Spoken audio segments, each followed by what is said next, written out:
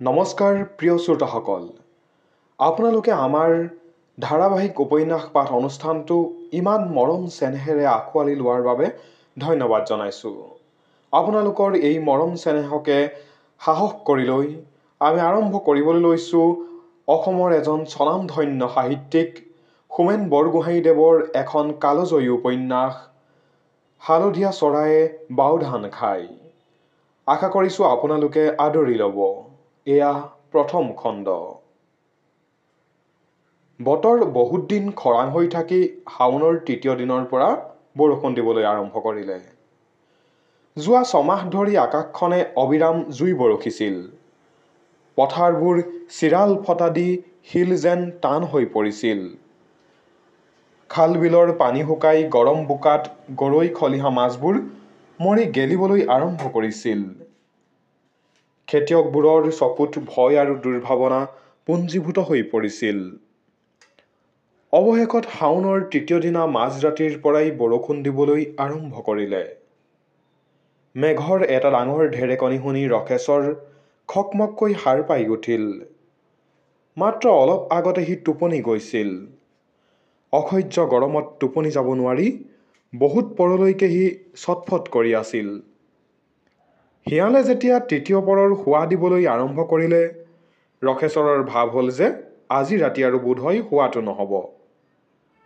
গোটেই ৰাতি উজাগৰেই যাব। চাদা চুৰত এটা খাবলৈ মন কৰি সি গাৰুৰ তলৰ পৰা জুইবাঁহটো উলিয়াই কেৰাচিন তেলৰ চাকিটো জ্বলালে।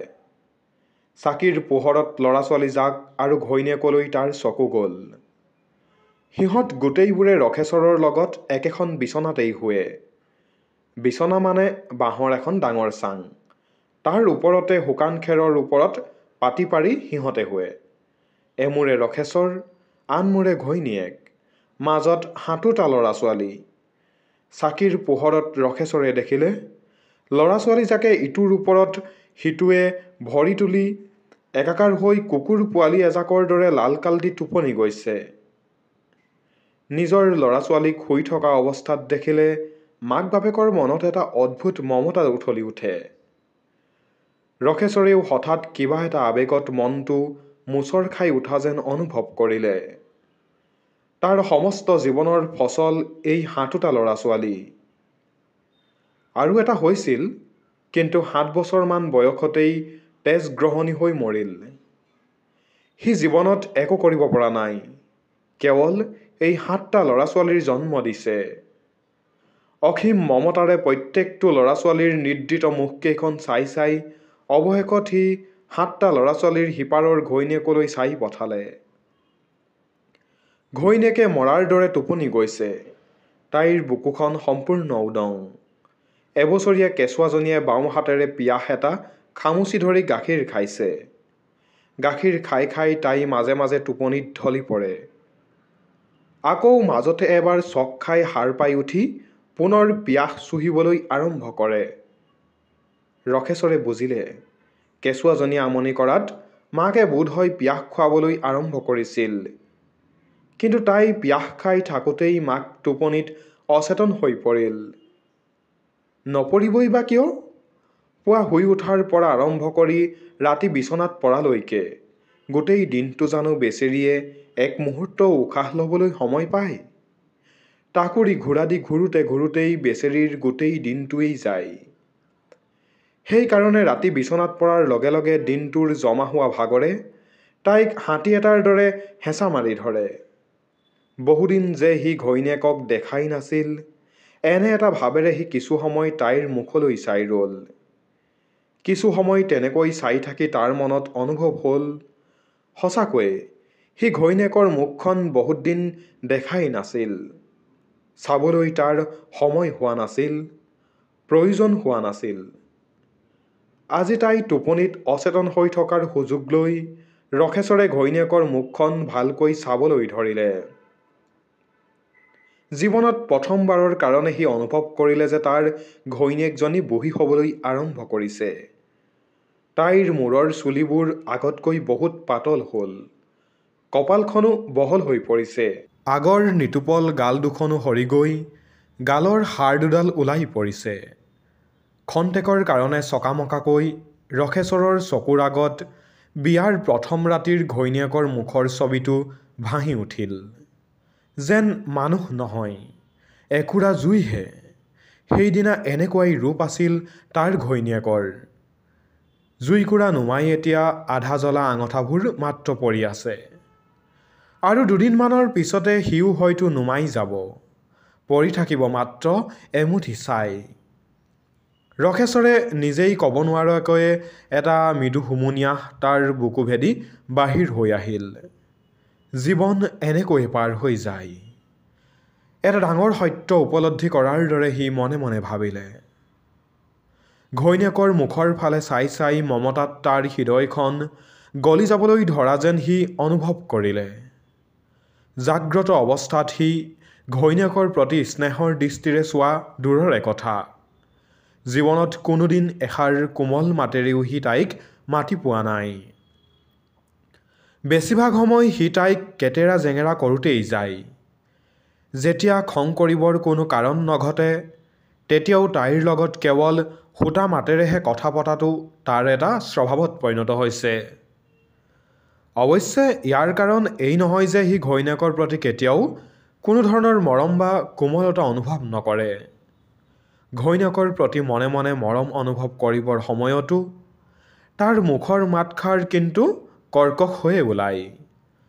আচল কথা হ'ল এই যে ঘৈণীয়েকক কোমল মাতেৰে মাতিবলৈ বা আৱেগ দেখুৱাবলৈ তাৰ বৰ লাজ লাগে।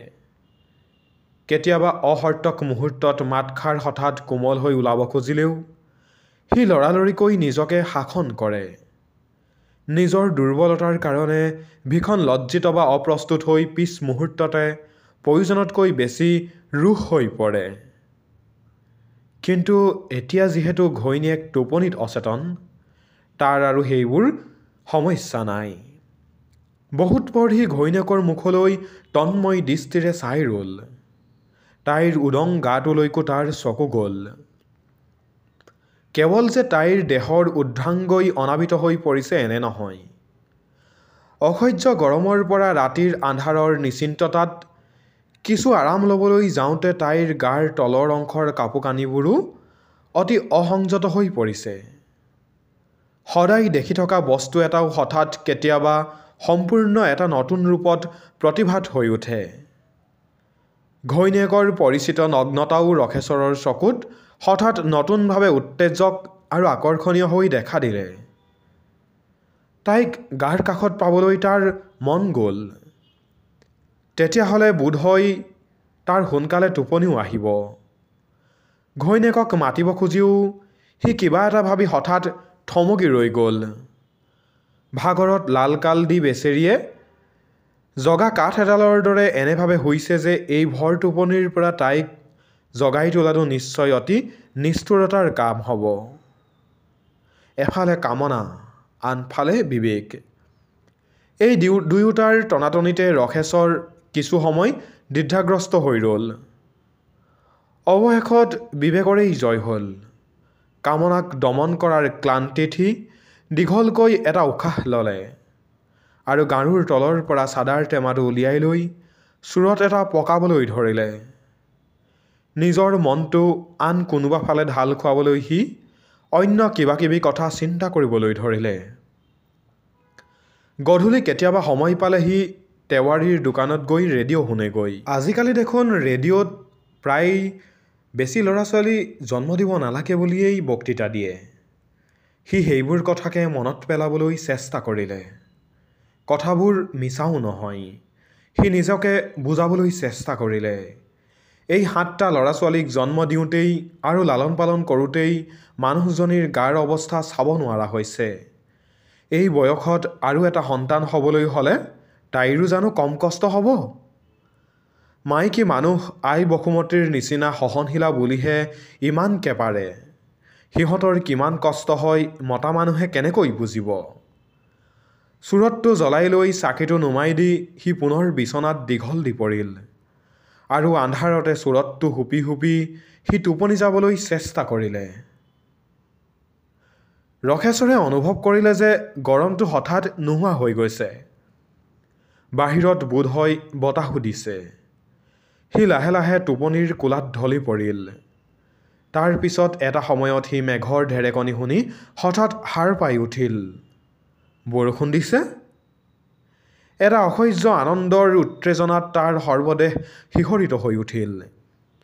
পৃথিৱীত ইয়াতকৈ যেন ডাঙৰ আশীৰ্বাদ আৰু আন একো নাই। আজি 2 মাহ ধৰি বতৰ খৰাং। পথাৰলৈ সি হাল নিবই পৰা নাই। 2 দিনমান হাল বাবলৈ গৈও সি হতাশ হৈ ঘূৰি আহিছে। জুই যেন ৰ'দত পুৰি পুৰি মাটিবোৰ ইমান কঠোৰ হৈ পৰিছে যে নাঙলৰ আঁচ বহুৱাবই নোৱাৰি। তাৰ শালিতলিৰ মাটি মাত্ৰ এপোৰা। সিও বাম মাটি। আগতীয়াকৈ ধান ৰুব নোৱাৰিলে তাত খেতি একেবাৰে নহয়েই। এই বছৰ আবতৰীয়া খৰাংটো হৈ তাৰ মূৰত বজ্ৰাঘাত পৰাৰ দৰে অৱস্থা হৈছে। প্ৰতিদিনেই ৰাতিপুৱা শুই উঠি সি পূবৰ আকাশৰ ফালে চায় আৰু জুইৰ আঙুলি যেন হৈ উঠি অহা বেলিটো দেখি তাৰ কলিজা কলা পৰি যায়। আৰু 2 দিনমানৰ ভিতৰতে যদি সি হাল আৰম্ভ কৰিব নোৱাৰে তেন্তে এই বছৰ আৰু শালি খেতি হোৱাৰ কোনো আশাই নাই। তাৰ অৰ্থে আঘোণ মাহৰ পৰাই পূৰা 6 মাহলৈ অৰ্থাৎ জেঠ আহাৰত আহুধান নকটা দিনলৈকে গোটেই ঘৰ ঘৰুৱাহৰে অনাহাৰ আৰু অৰ্ধাহাৰ। 5 বছৰমান আগতেও আৰু এবাৰ এনেকুৱা এটা দীঘলীয়া অনাবৃষ্টি হৈছিল। সেইবাৰ ৰখেশ্বৰৰ পথাৰ গোটেই বছৰ চন পৰি থাকিল। 6 মাহ কাল এসাঁজ নাখাই এসাঁজ খাই থাকিবলৈকে সি এবিঘা মাটি বন্ধক দিব লগা হ'ল। এজনী গাখীৰতী গাই বেচিব লগা হ'ল। তদুপৰি ঘৰখনৰ পৰাও যে কিমান কাঁহী বাতি, এৰীয়া কাপোৰ আৰু ঘৈণীয়েকৰ নাকৰ কাণৰ গহনা ওলাই গ'ল তাৰ হিচাপেই নাই। সেই বছৰ তাৰ কঁকাল যি পৰিলেই। আজিলৈকে সি ভালকৈ টঙাব পৰা নাই। এনে অৱস্থাত আৰু এবছৰ যদি খেতি নোহোৱাকৈ থাকিবলৈ হয় তেন্তে সি নিগমে মৰিল। ইমান দিনে তাৰ অৱস্থাটো হৈ আছিল ফাঁচীৰ হুকুম হোৱা আছামী এটাৰ দৰে। কোন দিনা টেটুত চিপজৰি লাগে তাৰ ঠিক নাই।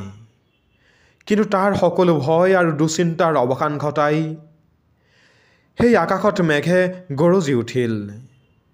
ৰখেশ্বৰৰ হিয়াখনে যেন আনন্দতে দামুৰী পোৱালি এটাৰ দৰে জাপ মাৰি উঠিল।